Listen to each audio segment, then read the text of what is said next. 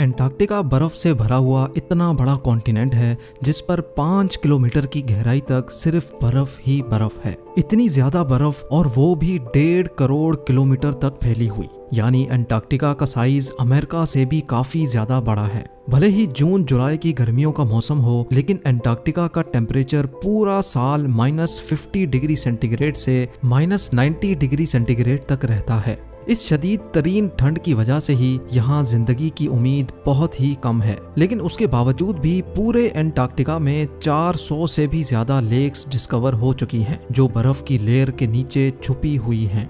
GeM TV के videos में एक बार फिर से खुशामदीद। नाजरीन, एंटार्क्टिका में ना ही कोई टाइम जोन फॉलो होता है और ना ही यहाँ किसी कंट्री का कब्जा है। हत्ता के पूरे एंटार्क्टिका में सिर्फ 2 ATM मशीन्स लगी हुई हैं। कई लोगों का मानना है कि एंटार्क्टिका की बर्फ के नीचे कई राज पोशीदा हैं। कुछ का तो ये भी मानना है कि बर्फ से ढके हुए इस मिस्टीरियस कॉन्टिनेंट के नीचे एक अलग ही दुनिया बसती है जहां एलियंस का राज है।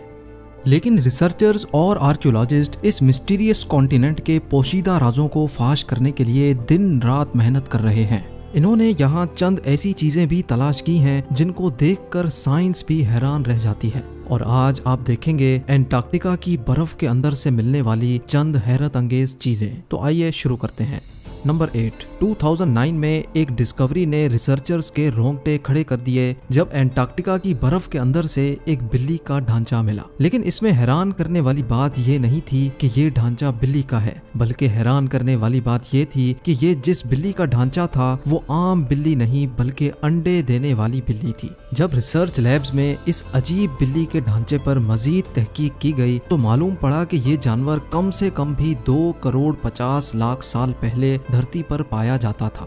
नंबर 7। 2014 में आर्कियोलॉजिस्ट को एंटार्क्टिका से इंतहाई हैरान कर देने वाली इंसानी खोपड़ियां मिली। पहली हैरानी की बात यह थी कि एंटार्क्टिका में ये मिलने वाली पहली इंसानी खोपड़ियां थी, और दूसरी हैरानी की बात इन खोपड़ियों की शेप थी। जी हाँ, नॉर्मल खोपड़ियों के मुकाबले में ये खोपड़ियां काफी अलग दिखती थीं क्योंकि इनके सर जरूरत से भी ज्यादा बाहर निकले हुए थे। साइंसदानों का मानना था कि खोपड़ियों की ऐसी शक्ल बचपन से ही अजीब आदतों की वजह से बनती है, और ये आदतें हजारों साल पहले एंशिएंट सिविलाइजेशन में अपनाई जाती थीं। इस तरह की खोपड़ियां आर्कियोलॉजिस्ट को इजिप्ट और पेरू से भी मिल चुकी हैं। तभी उनका शक है कि शायद हजारों साल पहले एंटार्क्टिका में भी लोग बसते थे और उनका कुछ न कुछ रिलेशन एंशिएंट इजिप्ट सिविलाइजेशन से जरूर होगा। नंबर 6। पिछले 50 सालों के दौरान एंटार्क्टिका से 10,000 से भी ज्यादा मीटियोराइट्स मिल चुके हैं। मीटियोराइट्स ठोस पत्थर के ऐसे टुकड़े होते हैं जिनका ताल्लुक हमारी धरती से नहीं होता, बल्कि वो किसी और धरती से टूट कर आए होते हैं। साइंसदानों का मानना है कि मिलने वाले मीटियोराइट्स में से कई 7 लाख साल से भी ज्यादा पुराने हैं। वैसे तो ये पता लगाना बहुत ही मुश्किल है कि इन मीटियोराइट्स का ताल्लुक किन सितारों या प्लेनेट से है, लेकिन 2002 में एंटार्क्टिका पर गिरने वाला एक छोटा मीटियोराइट 2015 में डिस्कवर किया गया था, और साइंस का मानना है कि ये कहीं और से नहीं बल्कि मार्स से टूटकर आया है, क्योंकि इस मीटियोराइट के अंदर ऐसे बैक्टीरिया थे जो मार्स पर पाए जाते हैं। नंबर 5। एंटार्क्टिका में बर्फ की गहराई 5 किलोमीटर डीप है, और ये पूरा कॉन्टिनेंट अमेरिका से भी बहुत बड़ा है। लेकिन साइंसदानों को यहाँ से कुछ ऐसे सबूत मिले हैं जिनको देखकर ये अंदाजा लगाया जाता है कि लाखों साल पहले ये जगह रहने के काबिल हुआ करती थी। जी हाँ, 1980 से कई आर्कियोलॉजिस्ट को यहाँ से डायनासोर्स, मोजासोर्स और प्लेजियोसोर्स के ढांचे मिल चुके हैं। इन ढांचों की साइज 36 फीट बताई जाती है, जो तकरीबन एक ट्रिपल स्टोरी बिल्डिंग के बराबर बनती है। जब हड्डियों के इन ढांचों पर मजीद तहकीक की गई तो मालूम पड़ा कि ये कम से कम भी 70 लाख साल पुराने हैं। तभी ये अंदाजा लगाया जाता है कि 70 लाख साल पहले तक एंटार्क्टिका का टेम्परेचर रहने के काबिल था, और शायद तब ये पहाड़ गहरी बर्फ से नहीं बल्कि ग्रीनरी से ढके होते होंगे। नंबर 4। वाटरफॉल्स तो हम सबने कई बार देखे हैं, लेकिन एंटार्क्टिका में टेलर ग्लेशियर के मकाम पर एक पॉइंट ऐसा भी है जहां वाटरफॉल नहीं बल्कि ब्लड फॉल होता है। 1911 में टेलर नामी एक साइंटिस्ट ने पहली बार इस ब्लड फॉल को डिस्कवर किया था। कई सदियों तक यही माना जाता था कि वाकई इस ग्लेशियर के अंदर से खून बहता है, लेकिन मॉडर्न साइंस ने जब इस पर मजीद रिसर्च की तब उनको जो मालूम पड़ा वो इससे भी ज्यादा हैरत अंगेज था। जी हाँ, मालूम पड़ा कि इस ग्लेशियर के नीचे एक बहुत बड़ा पानी का डैम है, लेकिन इसमें मौजूद पानी की खास बात यह है कि इसमें सी वाटर से भी 3 टाइम्स ज्यादा सॉल्ट है, जिसकी वजह से ये फ्रीज नहीं होता। साथ साथ इस पानी में पहाड़ों से निकलने वाला आयरन भी मौजूद है। किसी एक पॉइंट से जब ये पानी ग्लेशियर से बाहर निकलने की करता है तो हवा में मौजूद ऑक्सीजन पानी के आयरन से मिक्स होकर आयरन ऑक्साइड बन जाता है और उसका कलर रेड हो जाता है, और इसी वजह से हमें ये पानी रेड कलर का दिखता है।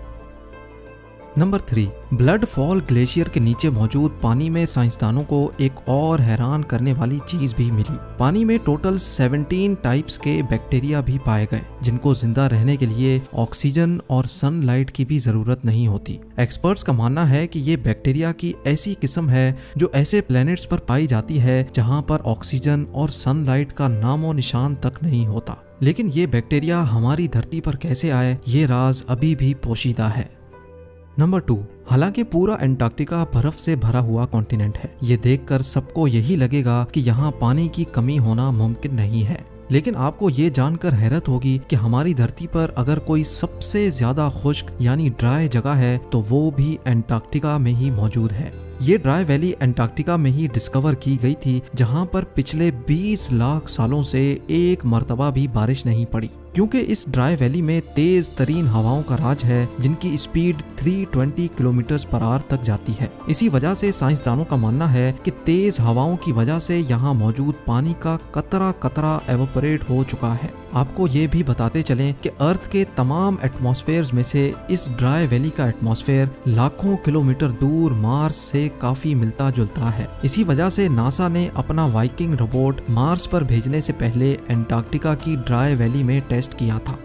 और अब नंबर 1, आर्कियोलॉजिस्ट की एक टीम को एंटार्क्टिका की बर्फ के अंदर 1100 फीट की गहराई से एक इंतहाई खौफनाक मखलूक का ढांचा मिला। ये पता लगाने के लिए कि ये ढांचा कौन से जानवर का है, कई एक्सपेरिमेंट्स किए गए, लेकिन हैरत अंगेज तौर पे इसका स्ट्रक्चर किसी भी जानवर से मैच ना हो सका। इस खौफनाक ढांचे की लंबाई 8 फीट बताई जाती है, जिसकी हड्डियां बॉडी से निकली हुई हैं। कई सालों की मेहनत के बाद भी आज तक ये पता नहीं लगाया जा सका कि ये जानवर कौन सा था और आखिर इस धरती पे आया कहां से था। उम्मीद है जेम टीवी की ये वीडियो भी आप भरपूर लाइक और शेयर करेंगे। आप लोगों के प्यार भरे कमेंट्स का बेहद शुक्रिया। मिलते हैं अगली शानदार वीडियो में।